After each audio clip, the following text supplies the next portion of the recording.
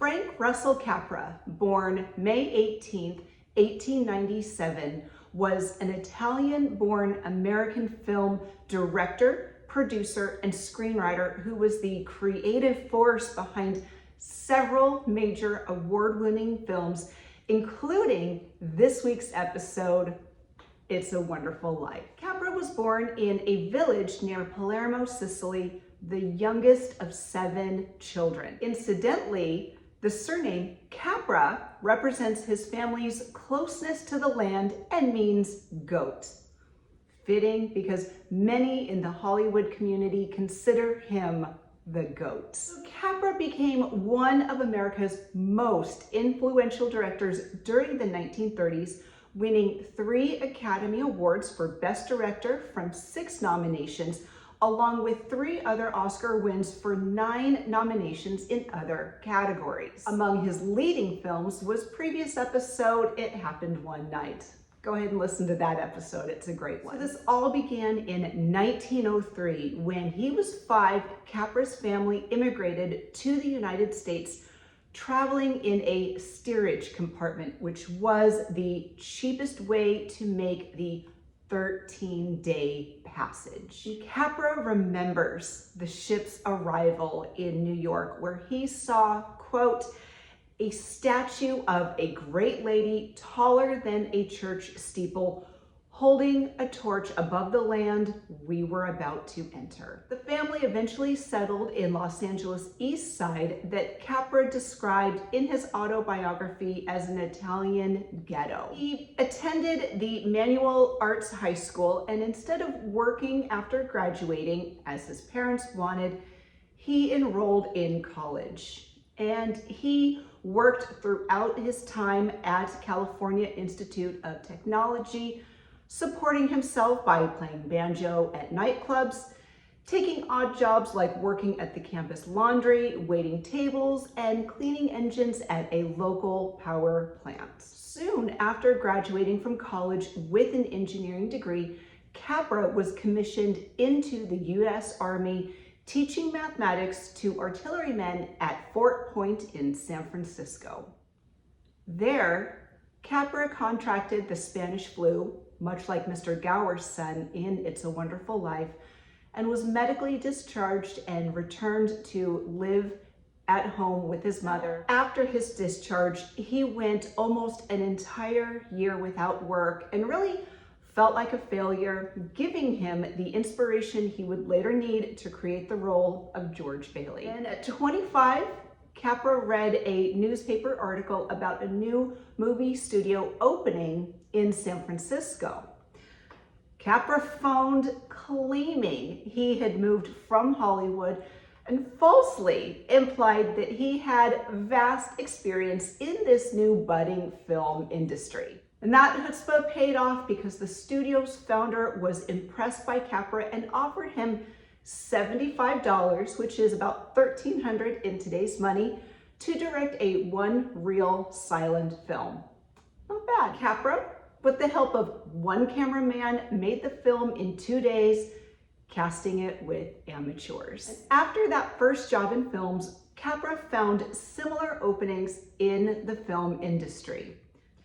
During this time, he worked as a property man, film cutter, title writer, and assistant director. Capra was twice hired to write for slapstick comedy director Mark Sennett and comedian Harry Langdon, the first being Plainclothes in 1925. When Langdon eventually left Sennett to make longer feature-length movies with First National Studios, he took Capra along as his personal writer and director.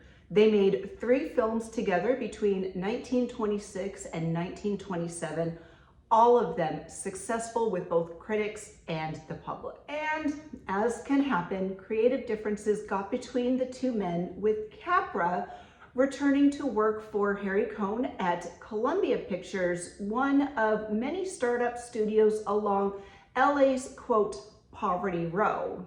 But now, because of Frank's engineering education, he began to adapt more easily to the new sound technology than most directors who had been in the field for years. And in fact, he welcomed the transition from silent to sound, whereas many directors were very reluctant to embrace this new technology they considered a fad. During his first year at Columbia, Capra directed 9 films, marking the beginning of Columbia becoming a better quality studio. No more Poverty Row for them. Capra became bankable as a director, with Cohn raising his initial salary of $1,000 per film to $25,000. And this represents a raise from $18,000 annually to $450,000 in today's money. After returning from the war in 1945, William Wyler, George Stevens, Frank Capra, and Samuel Briskin founded Liberty Films, the first independent company since United Artists in 1919. And their goal was to make the films they wanted to make without interference from the studio bosses.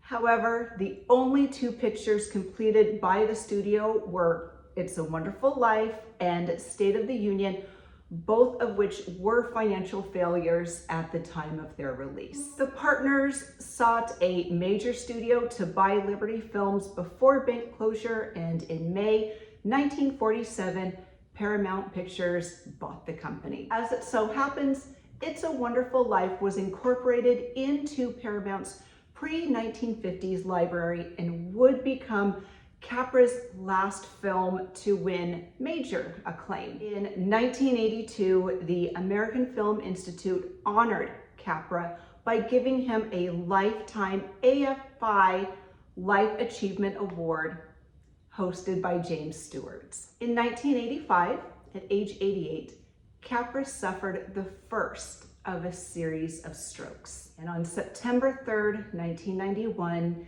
he died of a heart attack in his sleep at his home in La Quinta, California, at the age of 94. During the golden age of Hollywood, Capra's fantasies of goodwill made him one of the most famous and successful directors in the world. And he created feel-good entertainment before that phrase was invented, and his influence on our culture, from Steven Spielberg to David Lynch, and from television soap operas to greeting card sentiments, is simply too large to calculate. Capra's films were his love letters to an idealized America, a cinematic landscape of his own invention. So go ahead and give the subscribe button the ring of an angel so you never miss a thing. We have enjoyed bringing you these Christmas episodes, and we look forward to some fantastic films in the new year. We are continuing our 3rd season.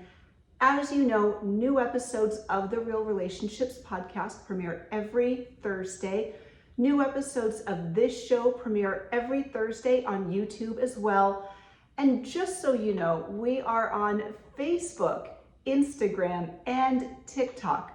So follow us on all of our channels so you never miss a thing. We appreciate you. Have a wonderful holiday. Stay safe. We will see you in the new year.